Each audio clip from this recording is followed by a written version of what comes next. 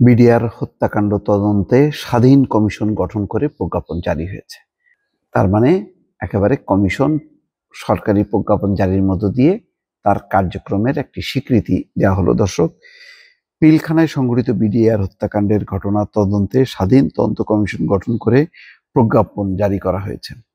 মঙ্গলবার রাতে এই প্রজ্ঞাপন জারি করা হয়। সেই সঙ্গে এই প্রজ্ঞাপন অবিলম্বে কার্যকর করা হবে বলে প্রজ্ঞাপনে উল্লেখ করা হচ্ছে।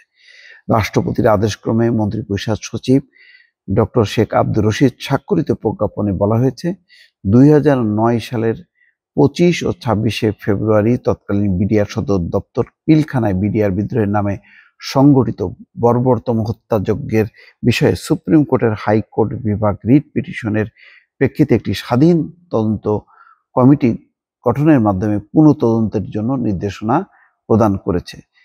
সেহেতু সরকার পিলখানায় বিডিআর বিদ্রোহের নামে সংগঠিত হত্যাযজ্ঞের সঙ্গে জড়িত দেশি বিদেশি ষড়যন্ত্র এবং প্রকৃত ঘটনার স্বরূপ উদ্ঘাটন, ঘটনায় রুজুকৃত দুটি মামলায় অভিযুক্ত ব্যক্তি ব্যতীত ঘটনার ষড়যন্ত্রকারী, ঘটনার সহযোগী, ঘটনার আলামত ধ্বংসকারী, ঘটনার সংগঠনকারী এবং ঘটনার সংশ্লিষ্ট অপরাপর বিষয় ও অপরাধীদের চিহ্নিত করতে একটি স্বাধীন তদন্ত কমিশন গঠন করলো। তার মানে দেশি বিদেশি ষড়যন্ত্র সহ একেবারে পুরো ঘটনার এপিট-ওপিট করা, ভেতরে কি ঘটেছিল, কেন ঘটেছিল, কার কারণে ঘটেছিল, কারা কারা আসলে জড়িত, সবকিছু উদ্ঘাটন করবে এবং সেই দায়িত্বটা পালন করার জন্য এই কমিশনটা গঠন করা হলো।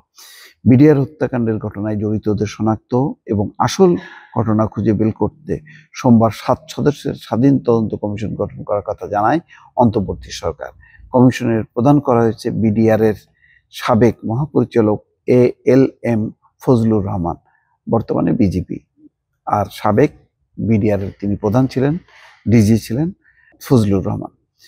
প্রজ্ঞাপনে উল্লেখ করা হয়েছে মেজর জেনারেল অবসরপ্রাপ্ত ALM ফজলুর রহমানকে সভাপতি করা হয়েছে। আরও 6 জন সদস্য রাখা হয়েছে। তারা হলেন মেজর জেনারেল অবসরপ্রাপ্ত মোহাম্মদ জাহাঙ্গীর কবির তালুকদার, ব্রিগেডিয়ার জেনারেল মোহাম্মদ সাইদুর রহমান বীর প্রতীক, অবসরপ্রাপ্ত যুগ্ম সচিব মুন্সি আলাউদ্দিন আল আজাদ, অবসরপ্রাপ্ত DIG doctor M Akbar Ali, Dhaka বিশ্ববিদ্যালয়ের রাষ্ট্রবিজ্ঞান বিভাগের সহযোগী অধ্যাপক মোহাম্মদ শফিকুল ইসলাম, জগন্নাথ বিশ্ববিদ্যালয় শিক্ষা ও গবেষণা ইনস্টিটিউটের অধ্যাপক শাহনেওয়াজ খান চন্দন। প্রজ্ঞাপন অনুসারে স্বাধীন তদন্ত কমিশনের কার্যপরিধি হবে নিম্নরূপ: 2009 সালের 25-26-এ তৎকালীন বিডিআর সদর দপ্তর পিলখানায় সংঘটিত ঘটনার প্রকৃতি এবং স্বরূপ উদ্ঘাটন করা, ঘটনাকালে সংঘটিত হত্যাকাণ্ড, অন্যান্য অপরাধ সংগঠনকারী, সহায়তাকারী, ষড়যন্ত্রকারী, ঘটনা আলামত ধ্বংসকারী সহ যাবতীয় বিষয় নিয়ে তারা তদন্ত করবে। দর্শক, এই তদন্ত অত্যন্ত গুরুত্বপূর্ণ। 2009 সালে 25 এবং 26শে ফেব্রুয়ারি বিডিআর সদর দপ্তরে পিলখানায় 57 সেনা কর্মকর্তাকে হত্যা করা হয়।